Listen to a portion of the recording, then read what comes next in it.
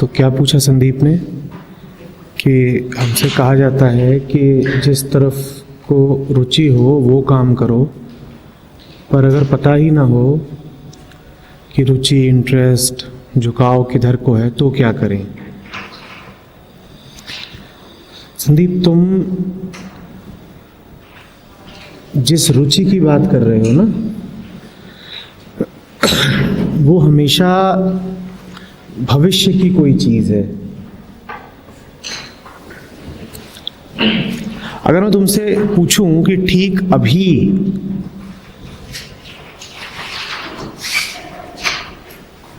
तुम्हें क्या करना है, तुम क्या चाहते हो करना, तो तुम्हें कोई दिक्कत ही नहीं होगी बताने में। तुम्हें ये विचार भी नहीं करना पड़ेगा कि रुचि है कि नहीं है।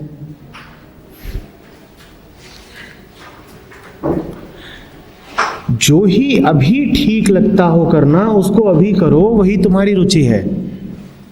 पर जब तुम ये सोचना शुरू कर देते हो कि लंबे समय तक भविष्य में भी यही सब करना है, तब तुम्हें उलझन आती है। बात समझ रहे हो? रुचि को बहुत बड़ा मुद्दा बना लिया है हमने। क्यों? क्योंकि हम उसको कोई परमानेंट चीज मानना चाहते हैं। हम उसको एक वादे की तरह, एक कमिटमेंट की तरह लेना चाहते हैं। हम उसे कोई ठोस, न बदलने वाली, अपरिवर्तनीय चीज जैसा मानते हैं कि किसी ने तुमसे पूछ दिया कि हाँ भाई तुम्हारी रुचि किधर को है, तो तुमने जो जवाब दे दिया अब वो पत्थर की लकीर है, वो बदल नहीं सकता। जो ही प्रतिपल करना सही है वही उस पल की रुचि है। रुचि समझ रहे हो? रुचि कोई जमी हुई चीज नहीं होती। रुचि कोई खास ठोस पहचान नहीं होती तुम्हारी कि संदीप वो व्यक्ति है जिसकी उस दिशा में रुचि है। नहीं, मैं तुमसे बात कर रहा हूं, अभी तुमसे बात करना मुझे बड़ा रुचिकर है। तुम अभी बैठे हो, बड़े रुचिपूर्ण तरीके से बैठे हो, फिर पढ़ोगे, फिर खाओगे, फिर खेलोगे। ये सब अरुचि में थोड़े ही करोगे। लेकिन जब सुबह हो 6 बजे 7 बजे उस दिन तुमसे कोई पूछे कि आज बस वही करना जिसमें तुम्हारी रुचि हो, और कोई एक काम बता दो जिसमें तुम्हारी रुचि हो, तुम बस वही करोगे, तो तुम फंस जाओगे ना। क्योंकि दिन तो भरा पूरा है, उसमें इतनी सारी संभावनाएं हैं और तरह तरह के काम हैं, वो बंध नहीं सकता। पर तुमसे कह दिया गया है कि अपनी रुचि निर्धारित कर लो, पक्का कर लो कि क्या रुचि है तुम्हारी, और फिर बस वही करे जाओ।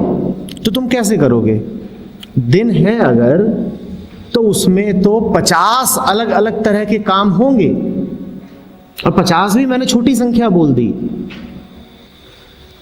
हर पल तुमसे ये मांग करता है कि तुम उसको एक समुचित उत्तर दो, कि तुम उसमें पूरे तरीके से डूबो। अब इसमें रुचि का प्रश्न ही कहां उठता है? जिस पल की जो मांग है उस पल वही करना मेरी रुचि है। लेकिन हमें बचपन से ये पढ़ाया गया है कि लक्ष्य निर्धारित कर लो। रुचि भी हमारे लिए एक लक्ष्य बन गई है। भाई तय करके बैठो कि तुम्हारी क्या रुचि है। क्यों तय करके बैठे भाई? हम होशमंद हैं, जो भी कुछ सामने आता है उसको भरपूर जीते हैं, उसका समुचित उत्तर दे पाते हैं, और इस कारण हर समय जो हो रहा है वो हमें रुचिकर है। कोई आपसे पूछे कि क्या है फील्ड ऑफ इंटरेस्ट, तो अगर आप वाकई समझदार हैं तो आप कहेंगे मैं डिसइंटरेस्टेड तो कभी होता नहीं, क्योंकि डिसइंटरेस्टेड होने का अर्थ है बोरियत में जीना। जब मैं होश में हूं, मुझे चीजें समझ में आ रही हैं, मुझे सच दिखाई दे रहा है, तो फिर उसमें डिसइंटरेस्ट का सवाल ही कहाँ पैदा होता है? बोरियत होती ही नहीं है। तो कोई मुझसे ये पूछे ही नहीं कि तुम्हारा इंटरेस्ट किस दिशा में है। जो ही दिशा है वही मेरा इंटरेस्ट है। जीवन जहां पर खड़ा है मैं वहीं पर उत्सुक हूं, मैं वहीं पर जानना चाहता हूं, मैं वहीं पर मौजूद हूं। इस बात को ध्यान से समझो। जहां कहीं भी रुचि का प्रश्न आएगा, जहां कहीं भी तुम इंटरेस्ट की बात करोगे, वहां पर तुम उसके सामने कुछ डिसइंटरेस्ट खड़ा कर लोगे। तुम्हारी बड़ी रुचि है गिटार बजाने में, दिन में होते हैं 24 घंटे और तुम गिटार बजा सकते हो अधिक से अधिक कितने घंटे? जल्दी बोलो। अरे घंटा बजा लोगे, 2 घंटे बजा लोगे। तुम्हारा बड़ा पैशन है तो तुम 8 घंटे बजा लोगे, पर दिन में घंटे हैं कितने? और तुम कह रहे हो कि मेरी रुचि, मेरा पैशन सिर्फ गिटार बजाने में है, तो वो तो हो पाया हद से हद 2 घंटे या 4 घंटे, और बाकी 20 घंटे अगर वो 4 घंटे फिर इंटरेस्टेड बीते तो बाकी 20 घंटे कैसे बीत रहे हैं? कैसे बीत रहे हैं? तो तुमने खुद ही सामान तैयार कर लिया है अपनी बोरियत का। तुमने खुद ही तय कर लिया है कि मुझे तो मरा मरा सा ही जीना है। ये बात देख पा रहे हो? जिस किसी ने अपने इंटरेस्ट का दायरा निर्धारित कर लिया, उसी ने अपने डिसइंटरेस्ट का दायरा भी तैयार कर लिया। क्योंकि इंटरेस्ट की कुछ सीमाएं होंगी ना, तुम्हारी रुचि की कुछ सीमाएं होंगी ना, कि इतना इतना है जो रुचिपूर्ण है, और उसके बाहर जो कुछ है वो। और तुम जिंदगी से क्या कहोगे कि मुझे बस वही सब कुछ दे जो इस दायरे के भीतर आता है? जिंदगी ऐसी तो तुम्हारी कोई बात मानेगी नहीं, वो तो तुम्हें सब कुछ ला करके देगी। और फिर तुम क्या कहते फिरोगे? I am not interested, I am not interested. यही हाल हम सबका है। हमने सीमाएं बांध दी हैं। हम कहते हैं ऐसा कुछ होगा तो मैं कहूंगा कि आई एम इंटरेस्टेड, पर इसके बाहर अगर कुछ और हो गया तो मैं क्या कहना शुरू कर दूंगा?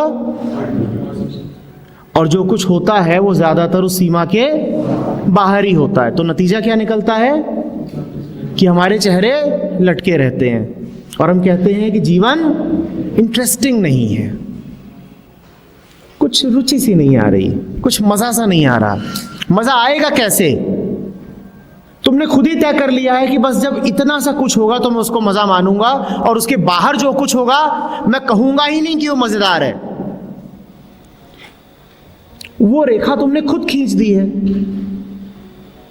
या ये कहो कि तुमको शिक्षा ऐसी दी गई है कि ऐसी एक रेखा खींच दो कि इतना कुछ मिलेगा, ये सब कुछ होगा, तो उसको खुशी जानना, उसके विषय में आतुर हो जाना, उसमें अपनी रुचि दिखाना, और उसके बाहर जो कुछ हो उसको बुरा मानना, उससे भागना। बुरा जैसा कुछ होता नहीं, जो कुछ है वो पूरा है। चुनाव का अधिकार तुम्हें है ही नहीं। जीवन पूरा पूरा है, उसके टुकड़े करने की आजादी किसी को नहीं है। तुम नहीं कह पाओगे कि दिन में मेरी रुचि है, रात में नहीं। और अगर तुम ये कहते हो तो तुम अपने ही कष्ट का कारण बन रहे हो, क्योंकि दिन यदि है तो रात आएगी ही आएगी। कोई कहे दिन में रुचि है रात में नहीं ना, अब ये आदमी भुगतेगा।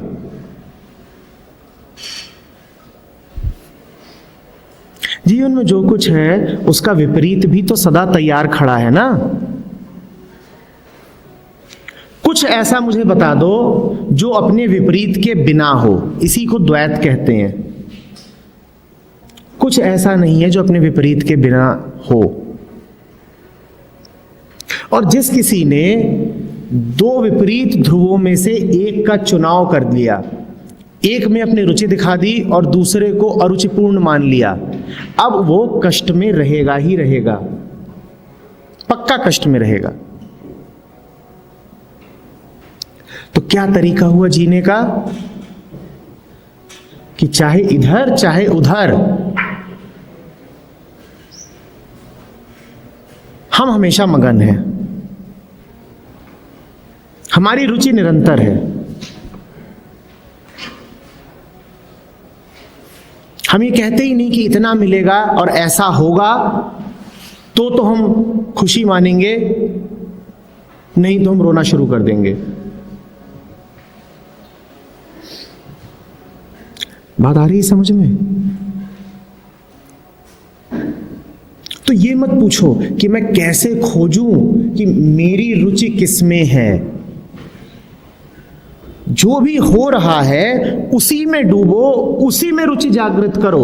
और जागृत करने की भी जरूरत नहीं है, जैसे ही तुम उस होने के करीब आओगे तुम पाओगे कि वो बड़ा मजेदार है। स्वभावतः तुम्हारी रुचि उसमें आ जाएगी।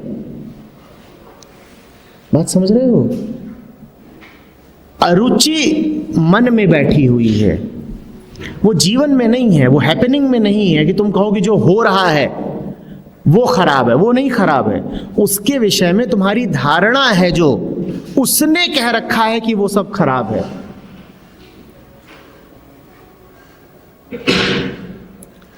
बात आ रही है समझ में? कोई आवश्यकता ही नहीं है अभी से तय कर लेने की कि तुम्हारा इंटरेस्ट किधर है। तुम आंख खुली रखो, तुम होश में रहो, जो भी कुछ सामने आता जाए उसको जानते जाओ, उसको समझो, उसके करीब जाओ। बेटा एक बार में तुम कितने कदम ले सकते हो? और जो अगला कदम लोगे उसके बाद तुम कुछ और होते हो।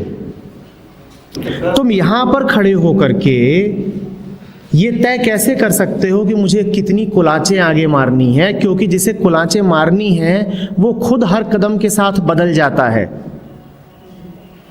जब तुम 4 साल के थे तब तुम्हारे क्या लक्ष्य होते थे जीवन में?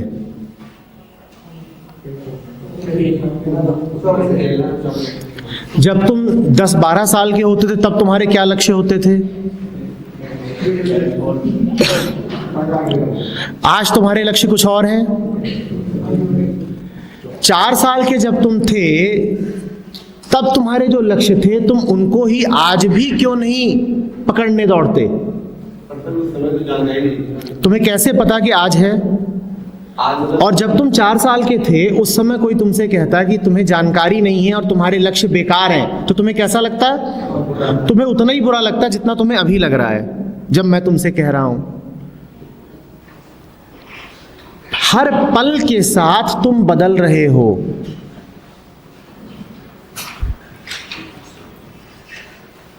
तुम्हें सिर्फ अगले एक कदम के बारे में सोचना है, पूरे जीवन के बारे में नहीं सोचना है। तुम्हें सिर्फ अगले एक कदम के बारे में सोचना है। और जब एक ही कदम होता है तो वहां फिर सोचने की जरूरत नहीं होती है, वहां तो बस देखा और चलते रहे।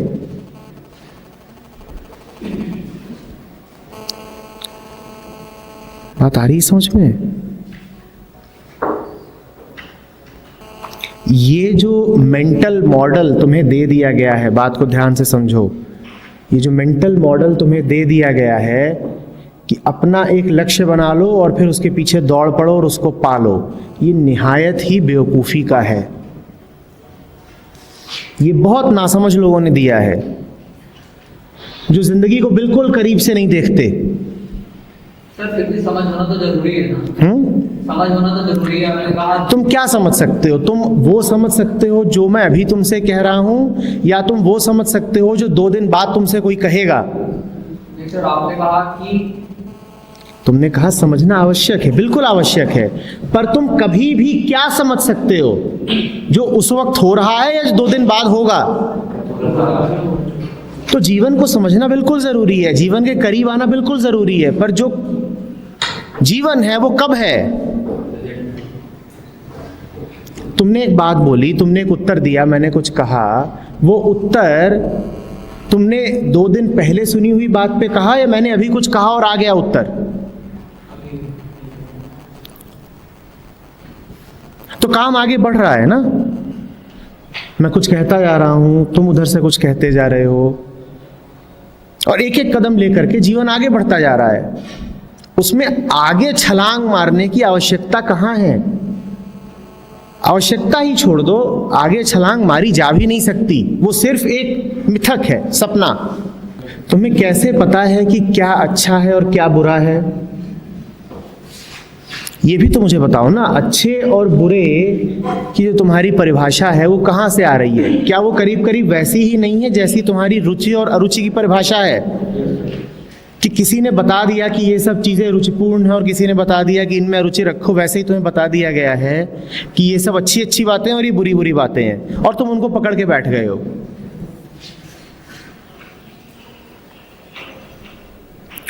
अच्छा माने क्या और बुरा माने क्या? थोड़ा सोचा तो करो। क्या जानते हो कि क्या अच्छा है? किसको?